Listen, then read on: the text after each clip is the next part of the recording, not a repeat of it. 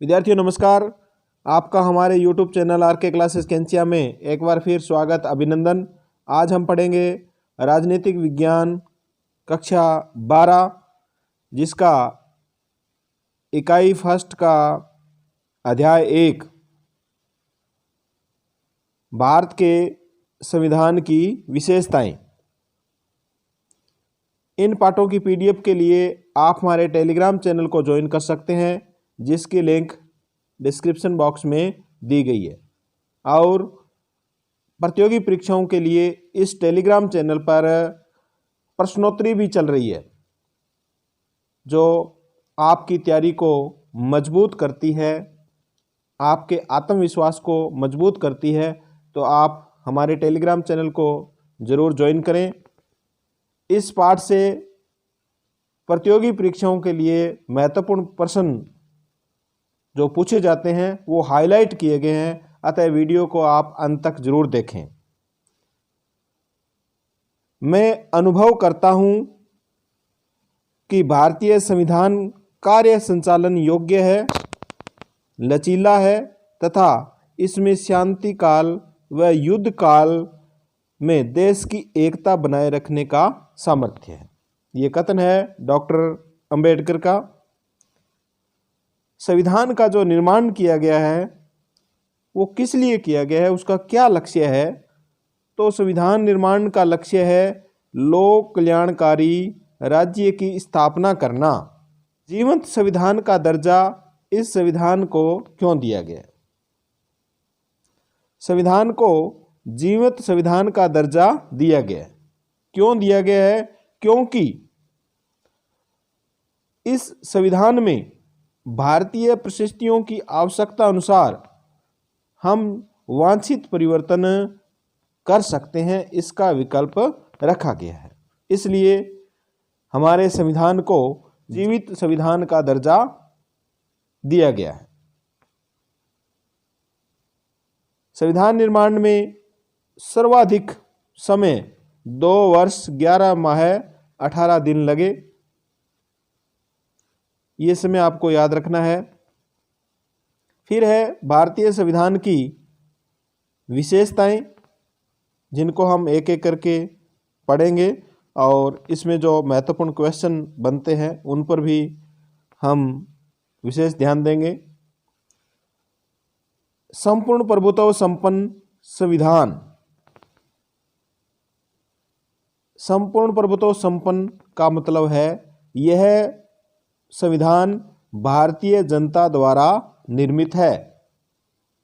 इस संविधान द्वारा अंतिम शक्ति भारतीय जनता को प्रदान की गई है और इसीलिए प्रस्तावना में लिखा गया है हम भारत के लोग इस संविधान को अंगीकृत, अधिनियमित और आत्मर्पित करते हैं। इसे किसी अन्य सत्ता द्वारा हमारे पर थोपा नहीं गया है, ये हमने खुद इसको निर्मित किया है। फिर है प्रस्तावना, प्रियम्बल। भारतीय संविधान के मौलिक उद्देश्यों व लक्ष्यों को संविधान की प्रस्तावना में दर्शाया गया है। डॉक्टर KM मुंशी ने प्रस्तावना को संविधान की राजनीतिक कुंडली बताया है और इसके महत्व को देखते हुए इसे संविधान की आत्मा भी कहा जाता है। किसे? प्रस्तावना को संविधान की आत्मा भी कहा जाता है और डॉक्टर KM मुंशी ने इसको संविधान की राजनीतिक कुंडली बताया है। फिर है विश्व का सबसे विशाल संविधान, सबसे लार्जेस्ट संविधान है वो कौन सा है? भारत का संविधान है। अमेरिका के संविधान में 7 अनुच्छेद है, कनाडा के संविधान में 147, ऑस्ट्रेलिया के संविधान में 128 अनुच्छेद और दक्षिण अफ्रीका के संविधान में 153 अनुच्छेद है, जो भारतीय संविधान के अनुच्छेदों से बहुत ही कम है। और भारतीय संविधान में 395 अनुच्छेद, 22 भाग, 12 अनुसूचियां व 5 परिशिष्ट है। ये आपको याद रखना है। इसमें अब तक यानी पाठ्य पुस्तक लिखे जाने तक 101 संशोधन हो चुके हैं और आज हम देखें तो 103 संविधान संशोधन है वो हो चुके हैं और लगातार संशोधन की प्रक्रिया चलती रहती है।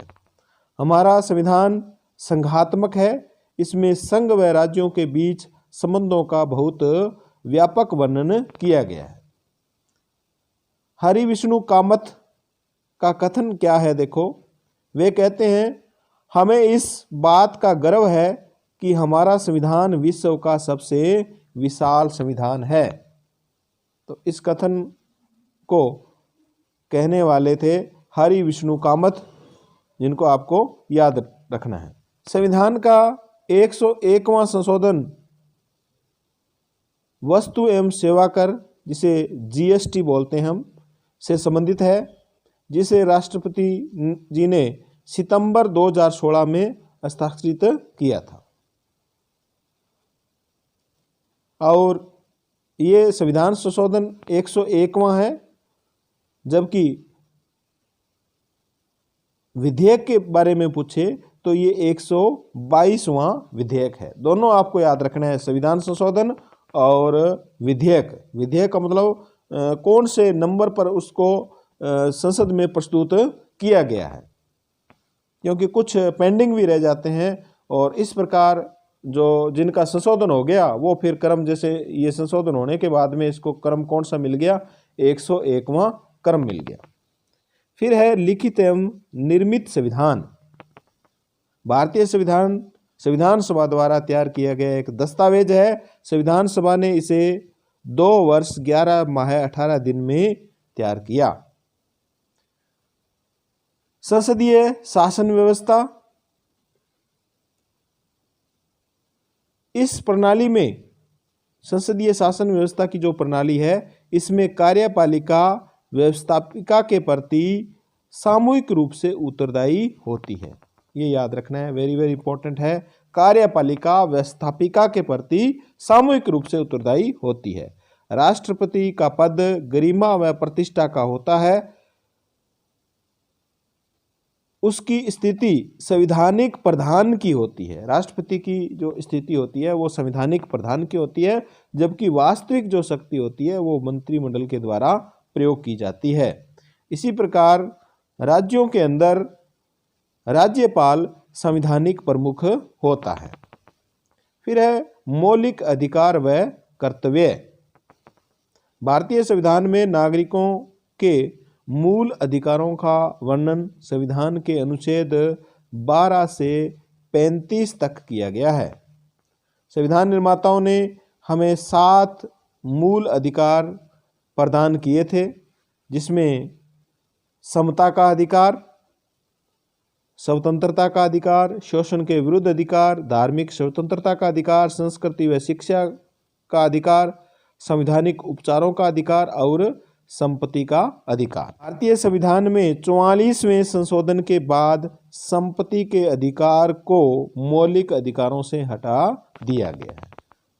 तो संपत्ति के अधिकार को मौलिक अधिकारों से कब हटा दिया गया? 44वें संविधान संशोधन के द्वारा। अब वर्तमान में हमें 6 मौलिक अधिकार प्राप्त है।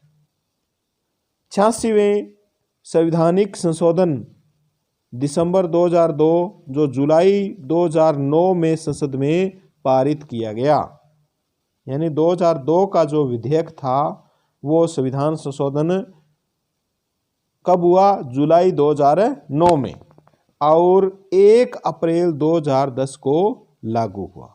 राजस्थान में यह 1 अप्रैल 2011 में लागू होता है। तो ये आपको याद रखना है। अब अनुच्छेद 21 के बाद एक नया अनुच्छेद, यानी ये संशोधन 86वां संशोधन होने के बाद में अनुच्छेद जो 21 है उसमें नया अनुच्छेद 21A जोड़ा गया है, जिसके अनुसार 6 से 14 वर्ष की आयु के सभी बच्चों को अनिवार्य व निःशुल्क शिक्षा प्राप्त हो की व्यवस्था करना राज्य का दायित्व है। याद रखें, यह अधिकार स्वतंत्रता के अधिकार में जोड़ा गया है। तो ये याद रखना आपको जो शिक्षा का मूल अधिकार हमें दिया गया है अनुच्छेद 21A में, वो स्वतंत्रता के अधिकार में जोड़ा गया है। MC छागला के अनुसार एक स्वतंत्र न्यायालय को नागरिक के अधिकारों की रक्षा का काम सौंपकर भारतीय संविधान में ऐसी व्यवस्था की गई है जिस पर कोई भी सभ्य देश गर्व कर सकता है। यानी भारतीय संविधान की रक्षा का जो काम सौंपा गया है वो किसको सौंपा गया है? एक स्वतंत्र न्यायपालिका को या न्यायालय को सौंपा गया है। 42वें संविधान संशोधन 1976 में नागरिकों को 10 मूल कर्तव्य प्रदान किए गए थे, निर्धारित किए गए थे। तो 10 मूल कर्तव्य संविधान में कब जोड़े गए? 42वें संविधान संशोधन 1976 में। अप्रैल 2010 से लागू शिक्षा के अधिकार संबंधी 86वें संविधान संशोधन द्वारा 11वां मूल कर्तव्य भी संविधान में जोड़ दिया गया। कौन सा मूल कर्तव्य जोड़ा गया? 11वां मूल कर्तव्य 86वें संविधान संशोधन के द्वारा। ये 11वां मूल कर्तव्य क्या है? इसमें अपने 6 से 14 वर्ष की आयु के बच्चों को शिक्षा के अवसर उपलब्ध कराना अभिभावकों का कर्तव्य होगा।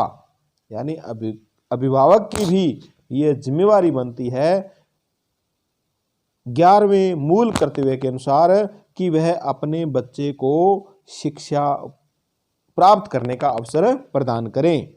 अतः वर्तमान में मूल कर्तव्यों की संख्या कितनी है? 11 है। राज्य के नीति निर्देशक तत्व, इसमें क्वेश्चन जो मूल कर्तव्य है इसमें क्वेश्चन ये भी पूछा जाता है कि जब संविधान का निर्माण हुआ था उस समय मूल कर्तव्य कितने थे? तो उसमें 0 थे, कोई भी मूल कर्तव्य नहीं थे, ये बाद में जोड़े गए हैं। राज्य के नीति निर्देशक तत्व, राज्य के नीति निर्देशक तत्व कहाँ से लिए गए? ये आयरलैंड के संविधान से लिए गए हैं। संविधान के भाग 4 में नीति निर्देशक तत्व किस भाग में है? भाग 4 में इनका वर्णन किया गया है। राज्य के नीति निर्देशक तत्व वे विचार है जो भविष्य में बनने वाली सरकारों के समक्ष पथ प्रदर्शक की भूमिका का निर्वहन करते हैं। यद्यपि इनके क्रियान्वयन के लिए सरकार को बाध्य नहीं किया जा सकता, ये न्यायालय में वाद योग्य भी नहीं है। ये महत्वपूर्ण कथन है। देखो, नीति निर्देशक तत्व न्यायालय में वाद योग्य नहीं है।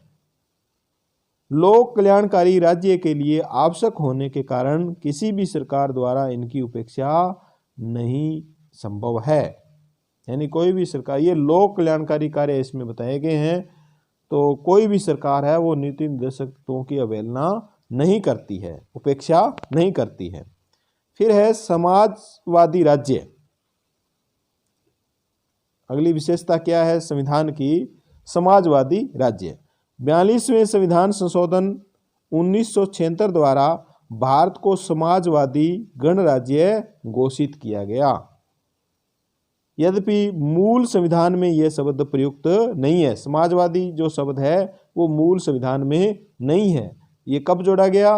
42वें संविधान संशोधन 1976 में। फिर है वयस्क मताधिकार। इसमें भी महत्वपूर्ण क्वेश्चन बनता है। देखो, हमारे देश में 18 वर्ष की आयु प्राप्त नागरिक को मत देने का अधिकार प्रदान किया गया है। यद्यपि मूल संविधान में आयु कितनी रखी गई थी? 21 वर्ष आयु थी। संविधान के 61वें संशोधन द्वारा आयु 21 वर्ष से घटा करके कितनी कर दी गई?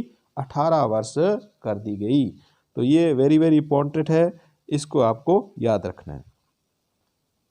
नेक्स्ट विशेषता है इसकी पंथ निरपेक्ष राज्य, सेकुलर स्टेट। भारतीय संविधान के अनुच्छेद 25 के अनुसार धर्म के क्षेत्र में प्रत्येक नागरिक को स्वतंत्रता प्रदान की गई है।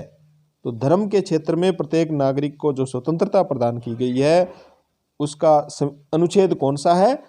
25वां अनुच्छेद है। राज्य, इसमें देखो क्या बताया गया है, राज्य का कोई आधिकारिक धर्म नहीं है। अनुच्छेद 25 के अनुसार संविधान सभा ने मूल संविधान में पंथ निरपेक्ष शब्द का प्रयोग नहीं किया था, किंतु 42वें संविधान संशोधन द्वारा पंथ निरपेक्ष शब्द को जोड़ा गया। श्री वेंकटरमन के अनुसार पंथ निरपेक्ष राज्य न तो धार्मिक है, न अधार्मिक, न धर्म विरोधी है, बल्कि धार्मिक कार्यों में सिद्धांतों से सर्वथा पृथक, धार्मिक मामलों में सदा तटस्थ, प्रत्येक व्यक्ति को अपना धर्म चुनने व उसका पालन करने का अधिकार है। फिर है विलक्षण दस्तावेज। संविधान है वो एक विलक्षण दस्तावेज है, यानी भारतीय संविधान के जो निर्माता थे उनकी बुद्धिमत्ता व दूरदृष्टि का यह प्रमाण है। उन्होंने संविधान में जनता द्वारा मान्य आधारभूत मूल्यों व सर्वोच्च जो महत्वाकांक्षा है उनको स्थान दिया। हमारा संविधान इसीलिए एक विलक्षण दस्तावेज है। दक्षिण अफ्रीका ने तो इसे प्रतिमान के रूप में अपने देश का संविधान बनाने हेतु काम में लिया है। एकात्मक व संघात्मक तत्वों का अद्भुत संयोग, ये वेरी वेरी इंपॉर्टेंट है। आरएस मेन में इस पर आधारित क्वेश्चन पूछा जाता है। इसमें देखो भारत एक संघात्मक राज्य है। संविधान में संघ शब्द के स्थान पर यूनियन ऑफ स्टेट्स शब्द का प्रयोग किया गया है। संघ शब्द का प्रयोग नहीं है, इसके स्थान पर किस शब्द का प्रयोग किया गया है? Union of states. संविधान के अनुच्छेद 1 में ही कहा गया है। कौन से अनुच्छेद में? अनुच्छेद 1 में कहा गया है कि भारत राज्यों का एकक होगा, जिसमें हम प्रचलन में कह देते हैं राज्यों का संघ होगा। भारत क्या होगा? राज्यों का संघ होगा। तो ये अनुच्छेद 1 में इसके बारे में बताया गया है। संविधान में अनेक प्रावधान ऐसे किए गए हैं जो केंद्र को राज्यों की अपेक्षा शक्तिशाली बनाते हैं। तो ये कौन कौन से प्रावधान है? नंबर 1, अति महत्वपूर्ण विषयों को संघ सूची में स्थान दिया गया है। जो महत्वपूर्ण विषय है उनको किस में शामिल किया गया है? संघ सूची में शामिल किया गया है। उन पर संघ ही कानून बना सकता है, उन्हें लागू कर सकता है। समवर्ती सूची में केंद्र के निर्णय को प्रमुखता दी गई है। समवर्ती सूची में वे विषय आते हैं जिसमें राज्य और केंद्र दोनों कानून बना सकते हैं, लेकिन सर्वोच्चता किसको दी गई है? केंद्र को दी गई है। अवशिष्ट शक्तियां केंद्र के पास। आपातकाल में केंद्र का राज्यों पर नियंत्रण रहता है। इकहरी नागरिकता यानी राज्य, अमेरिका जो देश है उसमें राज्य की अलग नागरिकता है और देश की अलग नागरिकता लेनी पड़ती है व्यक्ति को, लेकिन भारत में एक ही नागरिकता है, वो है केंद्र की नागरिकता, देश की नागरिकता। तो इसे बोलते हैं इकहरी नागरिकता। अखिल भारतीय सेवाएं, ये किसके हाथ में? ये भी केंद्र के हाथ में। संसद को राज्यों के पुनर्गठन का अधिकार, ये भी केंद्र को प्रदान किया गया है। राष्ट्रपति द्वारा राज्यपालों की नियुक्ति केंद्र के द्वारा की जाती है।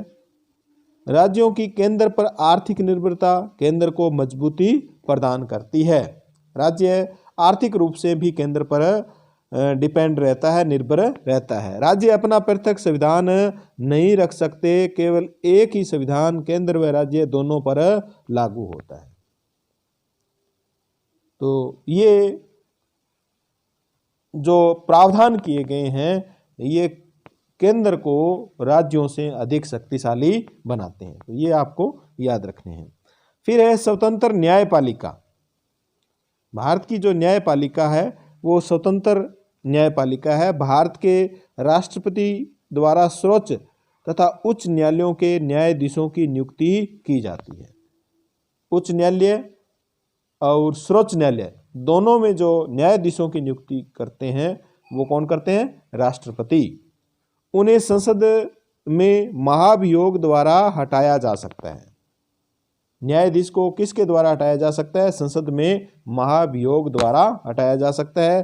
कार्यपालिका के आदेश तथा व्यवस्थापिका के कानून यदि संवैधानिक व्यवस्थाओं का उल्लंघन करते हैं तो न्यायपालिका को न्यायिक उन्हें अवैध घोषित करने का अधिकार है। नागरिकों के मूल अधिकारों की रक्षा के लिए अनुच्छेद 32 प्रदान किया गया है संविधान में, जिसके अंतर्गत पुनरावलोकन द्वारा बंदी प्रत्यक्षीकरण अधिकार परीक्षा जैसे लेखों को जारी किया जा सकता है। फिर है भारतीय संविधान की जो अगली विशेषता है वो है कठोरता व लचीलेपन का मिश्रण। भारतीय संविधान कठोरता व लचीलेपन का मिश्रण है। इसमें आवश्यकता के अनुसार हम संशोधन भी कर सकते हैं और संशोधन की जो विधि बताई गई है वो अनुच्छेद 368 में बताई गई है। संविधान में कठोरता का समावेश संयुक्त राज्य अमेरिका के संविधान से व लचीलेपन का ब्रिटेन के संविधान से लिया गया है। ये भी आपको याद रखना है। भारतीय संविधान में संशोधन की 3 विधियां हैं, वेरी वेरी इंपॉर्टेंट है। तीनों विधियां आपके याद होनी चाहिए, क्वेश्चन पूछा भी गया है। तो देखो कौन कौन सी 3 विधियां हैं संशोधन करने की अनुच्छेद 368 के तहत। सबसे पहले है के दोनों सदनों यानी राज्यसभा और लोकसभा के साधारण बहुमत से हम संविधान में संशोधन कर सकते हैं। जैसे राज्यों का पुनर्गठन, राज्यों में विधान परिषद की स्थापना या उनको समाप्त करना, केंद्र प्रशासित क्षेत्र बनाना, संसद सदस्यों के वेतन में वृद्धि आदि। ये अगर संशोधन करना है, काम करना है, इनमें परिवर्तन करना है तो सिर्फ राज्यसभा और लोकसभा दोनों के साधारण बहुमत से इसको संशोधित किया जा सकता है। फिर है दूसरी जो प्रक्रिया है संशोधन की विधि है वो है दोनों सदनों के पूर्ण बहुमत और उपस्थित सदस्यों के 2/3 बहुमत की आवश्यकता होती है। दोनों सदनों का पूर्ण बहुमत और जो वहाँ प्रेजेंट रहते हैं सदस्य संसद में उनका 2/3 बहुमत की आवश्यकता होती है। तो ये है दूसरी प्रक्रिया। फिर है तीसरी जो प्रक्रिया है वो संविधान संशोधन की जटिल प्रक्रिया मानी गई है। उसमें देखो दोनों सदनों के पूर्ण बहुमत और उपस्थित सदस्य का 2/3 बहुमत तथा कम से कम आधे राज्यों की विधानसभाओं का समर्थन प्राप्त होना चाहिए। यानी संसद में बहुमत पारित होने के बाद में राज्यों के पास वो विधेयक जाता है और आधे से कम आधे राज्य है वो अपनी विधानसभा में जो समर्थन है वो आवश्यक होता है। राष्ट्रपति इसमें आते हैं, देखो राष्ट्रपति निर्वाचन की पद्धति, केंद्र व राज्यों के बीच शक्ति विभाजन आदि विषयों के संशोधन के लिए यह जटिल प्रक्रिया अपनाई जाती है। तो ये आपको याद रखना है भी राष्ट्रपति निर्वाचन की पद्धति में संशोधन करने के लिए हम किस प्रकार संशोधन कर सकते हैं। तो इसमें संशोधन करने के लिए हमें संसद के दोनों जो सदन है उनका पूर्ण बहुमत, उपस्थित सदस्यों का 2/3 बहुमत और कम से कम आधे राज्यों का समर्थन हमें प्राप्त होना चाहिए। डॉक्टर हैवियर के शब्दों में भारतीय संविधान अधिक कठोर तथा अधिक लचीले के मध्य एक अच्छा संतुलन स्थापित करता है। तो ये कथन किसने कहा है? डॉक्टर हैवियर ने ये कथन कहा है। फिर है अगली विशेषता है वो है न्यायिक पुनरावलोकन व संसदीय संप्रभुता। हमारे संविधान में संसद को सर्वोच्च बनाया गया है, साथ ही उसको नियंत्रित करने के लिए सर्वोच्च न्यायालय को संविधान की व्याख्या करने का अधिकार प्रदान किया गया है। संसद को सर्वोच्च बना दिया, फिर भी उसको नियंत्रित करने के लिए सर्वोच्च न्यायालय को भी अधिकार दिया है कि वो संविधान की व्याख्या करे। न्यायिक पुनरावलोकन की शक्ति के माध्यम से सर्वोच्च न्यायालय कार्यपालिका के उन आदेशों तथा संसद द्वारा निर्मित विधि को अवैध घोषित कर सकता है जो संविधान की भावना के अनुरूप न हो।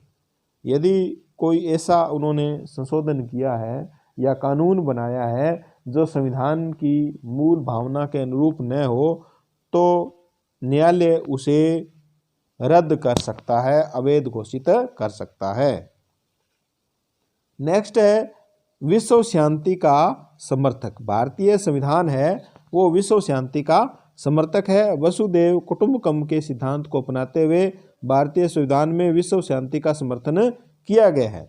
नीति निर्देशक तत्वों में अनुच्छेद 51 क के अनुसार, ये याद रखना आपको, अनुच्छेद 51 क के अनुसार अंतर्राष्ट्रीय शांति व सुरक्षा तथा राष्ट्रों के बीच न्यायपूर्ण व सम्मानजनक संबंधों की स्थापना के बारे में बताया गया है। फिर है आपातकालीन उपबंध। हमारे संविधान में आपातकालीन उपबंध है वो जर्मनी से लिए गए हैं। अनुच्छेद 352 के अनुसार, देखो आपातकालीन उपबंध में हमें 3 अनुच्छेद याद रखने हैं। अनुच्छेद 352 के अनुसार अगर बाहरी आक्रमण, सशस्त्र विद्रोह एवं युद्ध की स्थिति बनती है तो अनुच्छेद 352 के तहत आपातकाल लग सकता है। यदि राज्यों में संवैधानिक तंत्र विफल हो जाता है, राज्यों में सरकार है वो सही नहीं चल रही है, सरकार गिर जाती है, उसमें अनुच्छेद 356 के अनुसार राष्ट्रपति शासन लागू हो जाता है। अनुच्छेद 360 के अनुसार वित्तीय संकट उत्पन्न होने पर, यदि देश में वित्तीय संकट उत्पन्न हो जाता है तो संपूर्ण देश या देश के किसी भाग में आपातकाल लागू किया जा सकता है और इस समय शासन किसके अधीन हो जाता है? राष्ट्रपति के अधीन हो जाता है। फिर है एकल नागरिकता। हमारे संविधान में एकल नागरिकता का प्रावधान किया गया है, यानी हमें राज्य और देश की अलग अलग नागरिकता लेने की जरूरत नहीं है, जैसा कि अमेरिका में है। फिर है लोक कल्याणकारी राज्य की स्थापना का आदर्श। हमारे संविधान में केंद्र व राज्य सरकारें नागरिकों को पौष्टिक भोजन, आवास, वस्त्र व शिक्षा, स्वास्थ्य की सुविधाएं उपलब्ध करवाती है। नागरिकों के जीवन स्तर को ऊंचा उठाना ये राज्य का कर्तव्य बनता है। नेक्स्ट है अल्पसंख्यक एवं पिछड़े वर्गों के कल्याण की विशेष व्यवस्था संविधान में की गई है। संविधान के अनुच्छेद 330 व 332 के तहत अनुसूचित जातियों जनजातियों को लोकसभा व विधानसभा में आरक्षण प्रदान किया गया है। प्रारंभ में यह व्यवस्था 25 जनवरी 1960 तक की गई थी, परंतु संविधान में संशोधन कर इसकी समय सीमा को बढ़ाया जाता रहा। अब 95वें संवैधानिक संशोधन 2010 के अनुसार इसे 25 जनवरी 2020 तक बढ़ा दिया गया है और अब 25 जनवरी 2020 से 25 जनवरी 2030 तक 10 वर्ष के लिए फिर बढ़ा दिया गया है। अनुच्छेद 335 में अनुसूचित जातियों व जनजातियों के लिए सरकारी सेवाओं में आरक्षण के लिए कोई समय सीमा निर्धारित नहीं की गई है। यानी अनुच्छेद 335 में ये लिखा गया है कि अनुसूचित जाति व जनजाति को जो सरकारी सेवाओं में आरक्षण मिलता है उसकी कोई समय सीमा निर्धारित नहीं है। इसी तरह अन्य पिछड़ा वर्ग के लिए केंद्र सरकार की सेवाओं में सितंबर 1993 से अन्य पिछड़ा वर्ग को जो आरक्षण दिया गया है सरकारी सेवाओं में, वो सितंबर 1993 से 27% आरक्षण लागू किया गया है। फिर है प्रस्तावना, प्रीएम्बल। संविधान की मूल प्रस्तावना, ये मूल प्रस्तावना दी गई है संविधान की, जिसे 26 नवंबर 1949 ईस्वी को मिति मार्गशीर्ष शुक्ल सप्तमी संवत 2006 विक्रमी, ये तिथि भी आपको याद रखनी है, प्रतियोगी परीक्षा में कभी पूछी जा सकती है। अब इसकी प्रस्तावना की क्या विशेषताएं हैं वो भी हम इसमें पढ़ेंगे। देखो, संविधान की प्रस्तावना की जो विशेषता है उसका विस्तृत विवेचन यहाँ किया गया है। इसको 3 भागों में बांटा गया है। देखो, घोषणात्मक भाग, और फिर है उद्देश्य भाग, उद्देश्य भाग के बाद में इसका विवरणात्मक भाग। तो इन तीनों भागों के बारे में हम देखेंगे इसमें। घोषणात्मक भाग में इसमें घोषणा की गई है कि हम भारत के लोग, यानी भारत का जो संविधान है उसके निर्माणकर्ता, उसकी जो संप्रभुता है वो अंततः जनता में निहित है। भारतीय संविधान का जो स्रोत है वो भारत की जनता है। यहाँ क्वेश्चन बनता है, भारतीय संविधान का स्रोत कौन है? भारत की जनता।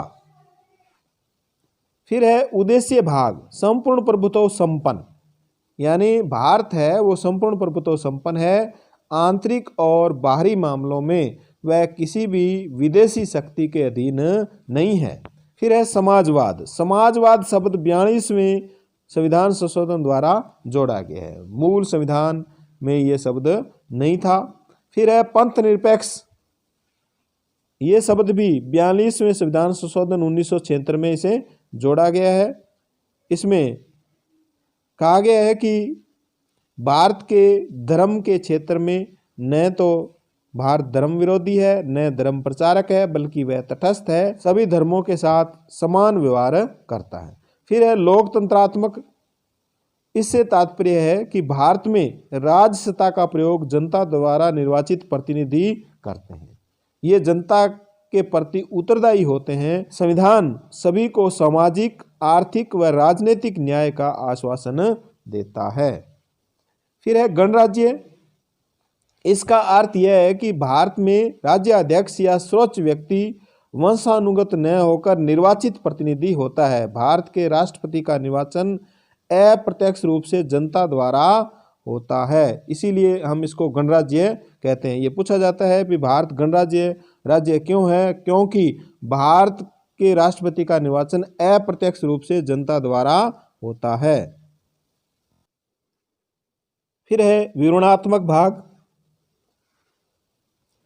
इसमें सामाजिक न्याय, यानी सामाजिक न्याय का अर्थ है सभी नागरिकों को बिना किसी भेदभाव के समानता प्राप्त हो, जाति, धर्म, वर्ग, लिंग, नस्ल व अन्य किसी भी आधार पर नागरिकों से भेदभाव नहीं हो। आर्थिक न्याय, अनुच्छेद 39 में आर्थिक न्याय के आदर्श को स्वीकार किया गया है। तो अनुच्छेद 39 आपको याद रखना है। आर्थिक न्याय की जो बात कही गई है वो अनुच्छेद 39 में कही गई है।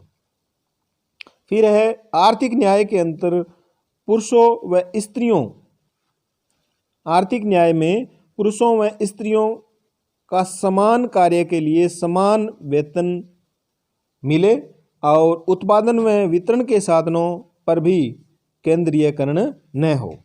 राजनीतिक न्याय, भारतीय संविधान वयस्क मताधिकार की स्थापना और संवैधानिक उपचारों द्वारा राजनीतिक न्याय के आदर्शों को मूर्त रूप प्रदान करता है, यानी सबको एक निश्चित आयु के बाद में सबको मत देने का अधिकार प्रदान करता है।